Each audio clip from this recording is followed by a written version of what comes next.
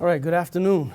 I want to start just simply by thanking Bob for inviting me in and thank the work of everybody at the center. I also want to do something which might be a little bit unorthodox, and that's to dedicate my comments today to Savannah Carroll, who was a young black political scientist who died last Thursday morning after a year-long bout with cancer. She had just graduated with her PhD from University of Massachusetts and was diagnosed with stage 4 breast cancer. And was just a great person who I got to know when she was a graduate student, and really handled this battle that she had with just a considerable amount of grace. And I think we would all want to face that challenge in the same way. So she's been in my thoughts and for the past weekend.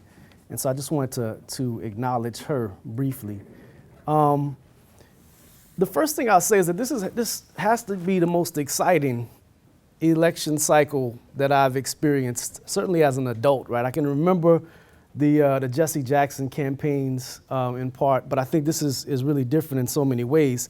And I also, just to start out, I want to start by saying that this is not strictly about Sanders, the excitement that I have and the excitement that other people have, that there's the importance of this political figure who's helped to catalyze or crystallize certain tensions or contradictions in society. But at the same time, I think Sanders is the result of a number of dramatic changes and developments over the past decade or two, right? And I'm thinking about the anti-globalization struggles of the late 1990s, the anti-war campaigns of the Bush years, Occupy demonstrations, responses to Hurricane Katrina, anti-eviction organizing, the Fight for 15, revitalization of unions in different parts of the country, in particular in the realm of education. So I think what we're looking at is something which is more than just an election campaign or an important or distinctive candidate,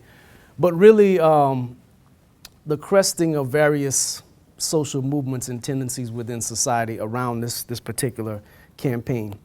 Part of what I'm going to say is going to seem fairly straightforward, and it may even seem for some people to be overly simplistic, but I think it's worth saying, and maybe we can have some discussion about it, about the problems, if there are any, once we get into the Q&A period. But in terms of framing both the Sanders phenomenon and the Trump phenomenon, part of what I want to focus on are two things. One is the crisis of neoliberalism as a dominant ideology, which has been a consistent thread starting with the Reagan years all the way up through the Obama presidency. Certainly it varies from one presidential candidate, different Congresses to the next, but for the most part, both the establishment Republican Party and the New Democrats have cohered around a support for neoliberalization, the hollowing out of the old New Deal social democracy, and the advancement of a really strong pro-market set of solutions to various problems that exist throughout the society. So on the one hand, I want to think about the crisis of neoliberalism as an ideology, and also the conditions of the working class. And I want to use that word, and I think Sanders, this moment, allows us to use it in ways that we haven't used it for decades. So I want to use that and foreground this notion of the working class. And I think when we talk about those two things, the crisis of neoliberalism and the conditions of the working class in the US at this particular moment, it really throws into sharp relief why Trump has had some traction in this campaign. It also shows why Clinton seems to be losing ground over the last 6 or 7 contests, and why Sanders, despite everything he's doing, which in the past decade or even 20 years or so, would have totally made him a non-starter as a candidate. I mean, this guy's hunching over the podium. He's rolling his eyes during debates. He's kind of like the typical sort of curmudgeonly guy who nobody sees as presidential, but yet he's gaining ground, he's gaining support. And so why is that the case? And I think, again, when we think about this crisis of neoliberalism as a dominant ideology and, the conditions of the working class, it makes sense, right? We get a sense of why he's doing what he's doing and why he's doing so well. Now, in terms of class, even though I will refer to the typical metrics in a few moments, I was really excited when I saw Vanessa's graph, which showed the This change from the subjective identification with the middle class, which really dominated the Cold War years, where that was the desirable category for people to associate with, to now this convergence where we tend to see people referring to themselves and candidates referring to people as workers and working class, again, in a way which is unapologetic and untainted by the red baiting of earlier periods. So I'm excited about that. And I think that one of the things I want to foreground, again, is this notion of not thinking of class in terms of education or consumer capacity, but to get back to the older notion of the social relations of production, and in particular, not just thinking about it in terms of wage labor, right? I mean, this is an important dimension of it that a lot of people have been writing about recently, right? So there's a tendency to think of the proletariat, right? The old notion strictly in terms of wage labor, when in fact, I don't think that's how Marx and Engels wrote about it, right? They actually wrote about it in some more complicated ways. And instead of thinking of the working class or the proletariat as a synonym for wage labor, I agree with Michael Denning's view that we should think about it in terms of dispossession, expropriation, and radical dependence on the market, which is something which is shared widely and in different ways by people across the society. Once we start doing that, I think we come up with some different solutions to the problems that we face.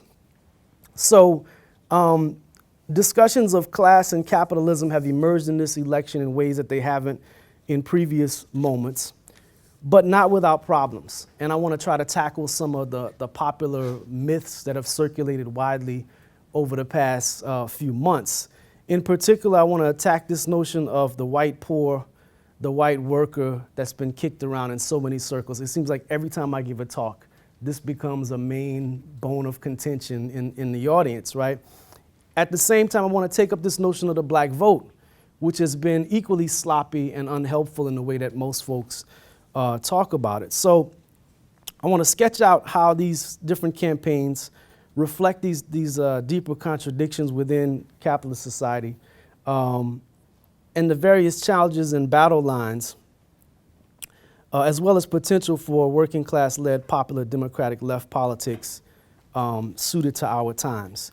So why Trump? I'm probably going to overlap a little bit with Vanessa here, but Trump is not an exception to the default mode of operating that we've seen from the Republican Party for decades now, right? I mean, if anything, and I can't remember who exactly said this first, so this is not completely original, he's just a Frankenstein version of every ugly, mean, antisocial position or campaign strategy they've used, all thrown together, stitched together, and shot through with not electricity, but popular discontent, right? So that's what we're looking at. And just like the Frankenstein monster, he's out of control, right? I mean, that's been the main problem for the establishment, that they can't necessarily control him.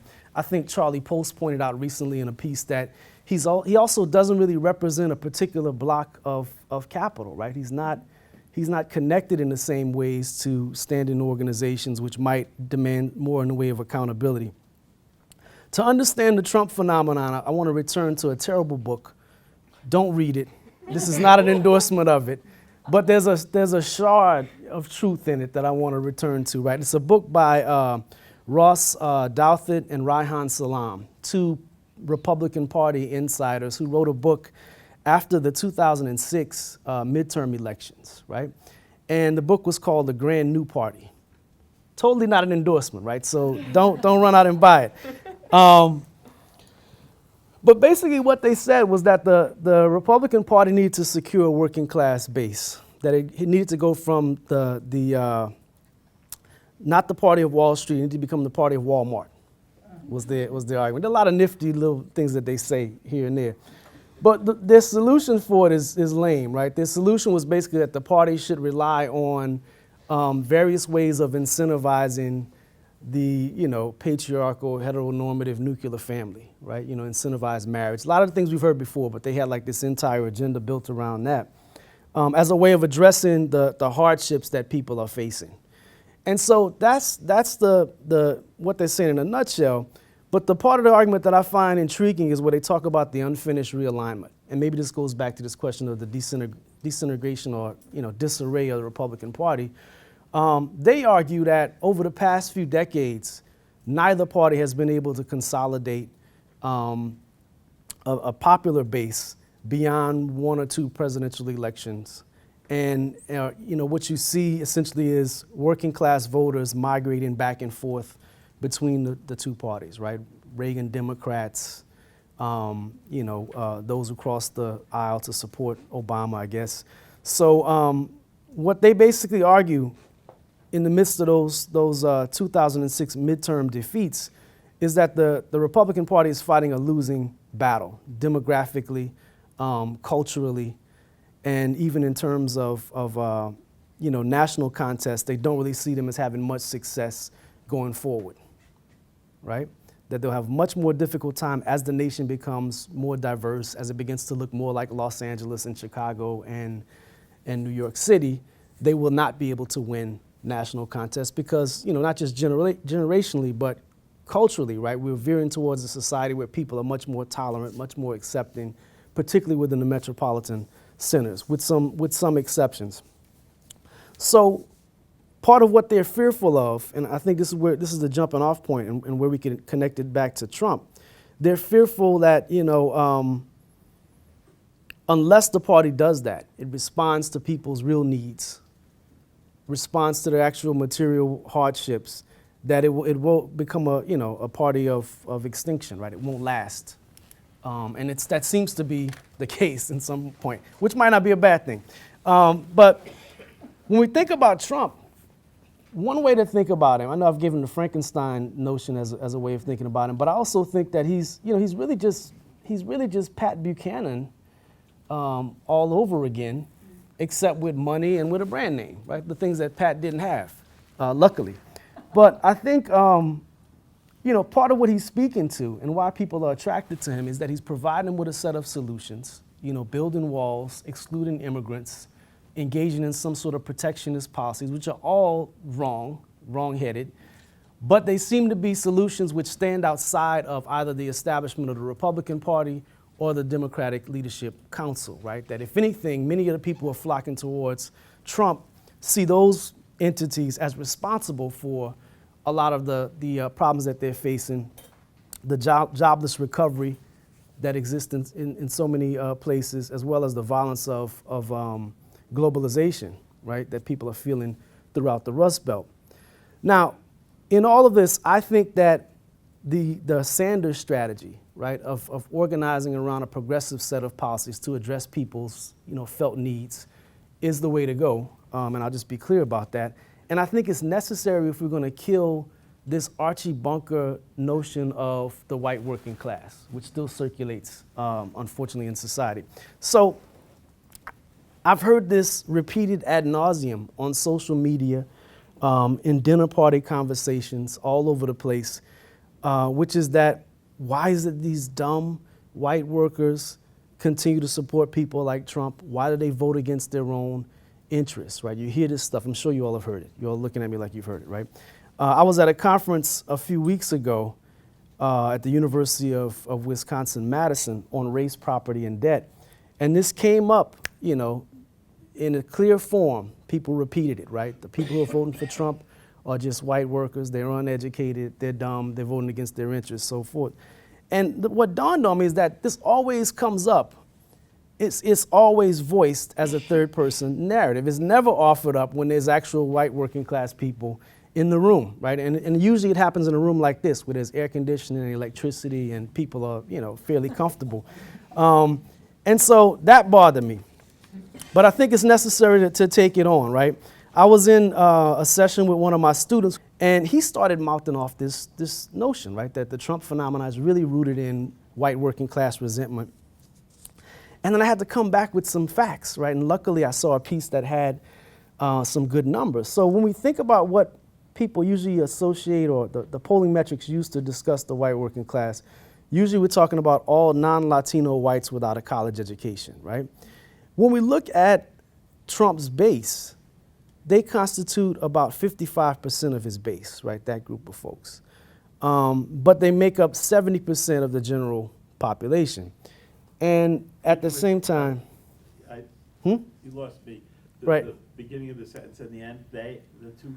So this group of folks who we define as all non-Latino whites without a college education, right? They make up 55% of Trump's base, but in the general population, they make up 70%, right? So they're actually underrepresented among Trump voters, whereas college-educated white professionals and managers are overrepresented. Well, let's not get distracted from the main point. Let me get to the main point, and then we can come back and split hairs if need be, right? But the idea, this is coming from a piece by Charlie Post that I referenced a few minutes ago. So Post actually argues that the white working class is underrepresented among his base. It might be a simple way of putting it. And educated professional whites are actually overrepresented, right, when we look at his base. I'd also point out, too, that when you think about, again, why these folks who are supporting him are doing it, it's simply because of the belief, wrong or not, right, that protectionist policies are the way to go to bring back jobs in the Rust Belt, in small towns, in rural parts of America that have been left behind, right? So there is it is connected to, their perceptions of their own interests, however whether we disagree with them or not. I think that there's similar problems, right, in terms of talking about the white working class. There's similar problems in talking about blacks, and I want to spend some time discussing that because for me it's been one of the most vexing parts of the campaign, right?